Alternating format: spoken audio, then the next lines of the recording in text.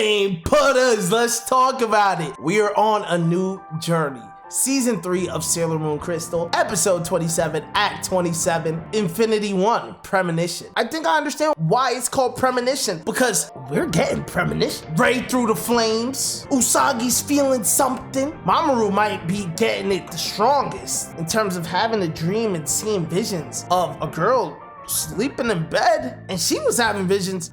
There's a lot going on. We got a glimpse very early into the episode of who will probably, I'm 99% sure, will be our main villain. Dark bluish entity with the silver eyes, reminiscent of Metallica, who was a purple entity with like red eyes, and Planet Nemesis, who was a planet with eyes. Master Pharaoh 90. That's a funny name, but that sounds pretty powerful. I like the way the beginning of this episode started because it's very mysterious. Bro was talking, but what exactly was he talking about? I have no idea. This episode was truly an episode 1 type of episode. And what I mean by that is our whole group was reintroduced. We got Chibiusa, Diana, they're here from the future and they're living with us now. When it comes to the transformations, we got the full animations for all 5 girls. They're different. We got new powers, and with new powers, we got new moves as well. We didn't get a whole lot, but what we did get was 2 mysterious new characters. And they look great. They look amazing. Let me say, by the way, the transformations and the attacks from Sailor Jupiter and Sailor Venus, truly beautiful. I can't wait to see what Usagi's new moves are. This season looks a little more sharpened than the past 2. I don't know if I'm just thinking that or if things are actually a little different. In this episode, we meet 2 new and mysterious characters, Michiru and Haruka. They both go to a private academy where exceptionally gifted student prodigies attend. Haruka is like a F1 racer. I don't know how to really explain it. He races cars, he's really good, and these 2 are a power couple. In this episode, we end up back in the arcade. It's been a long time, but we're here and we got a new game, and it happens to be a racing game. And the girls are all there, and so is Haruka, who ends up meeting Usagi and having an interaction with her. He even gives her a look and has Usagi blushing. While this is happening, Michiru runs into Mamoru. And as they bump into each other, she drops a mirror. And as she looks at Mamoru through the mirror that she dropped, she says something sus. She's like, your eyes. Were you a prince in your past life? How would she know that? She talking about the mirror reflects people's past lives. What kind of tool is that? Her and her man end up walking off from the arcade, and they both talk about the interactions that they had briefly. So they gotta be up to something. As everyone's walking home, some nut shit happens. A ball of dark energy comes straight out the sky and boom, just enters an unsuspecting schoolgirl and turns her into a spider, dark entity, enemy, monster. This is where we get our transformations and we're able to save the day. There's this talk about reversion in terms of humans reverting to primal forms, aka monsters, because apparently this has been happening all around.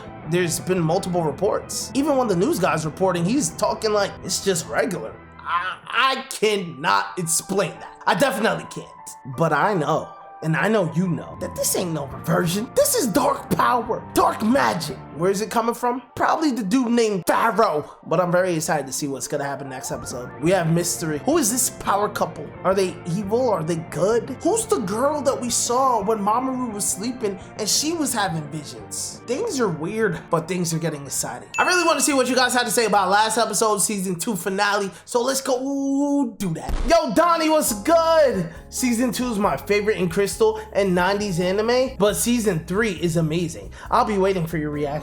Here it is. I hope you enjoy.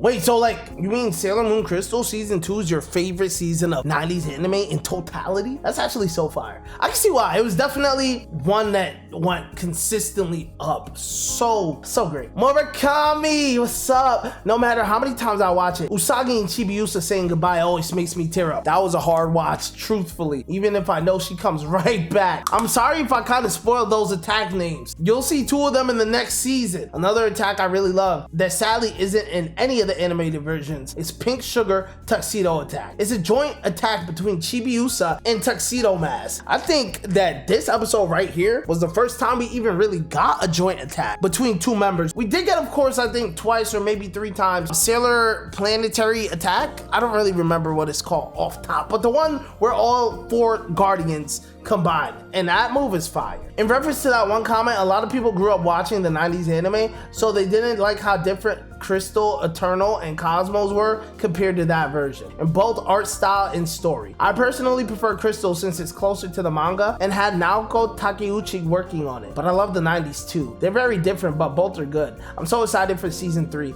I just know you'll love it. I enjoy 90s look. It just has that retro anime look that it's kind of some nostalgia vibes. Like, it just looks cool, but also it's like what I kind of grew up on, just like that. But I like Crystal. It has more of a contemporary look. It's like clean, it's polished. They're both cool, definitely. Murakami is crazy, and just random fact, I learned that Naoko is married to the mangaka of Hunter x Hunter. I forget his name off top right now, but I was on Twitter the other day and I saw it and I was like, wait, that's so fire. I agree that Crystal definitely needed some more pushback or back and forth with their big battles, especially in the first 2 seasons. It makes sense in the manga because you're doing all the in-between work in your head, but when it comes to animation, there needs to be some embellishment. I jokingly call this version of Sailor Moon one-shot Usagi. She definitely struggles more with the big bads from season 3 and onwards though, so be ready. Murakami, thank you for gearing me up for that because that's what I needed. Truthfully, that did hold me back from giving season 2 finale S tier, but it's good to know that maybe this season will be a little different. Shout out to everyone that enjoyed season 2. Once again, shout out to anybody that's here right now. I really appreciate you. Hit that like if you made this far, hit that sub if you knew Pain Putters. See you guys next episode.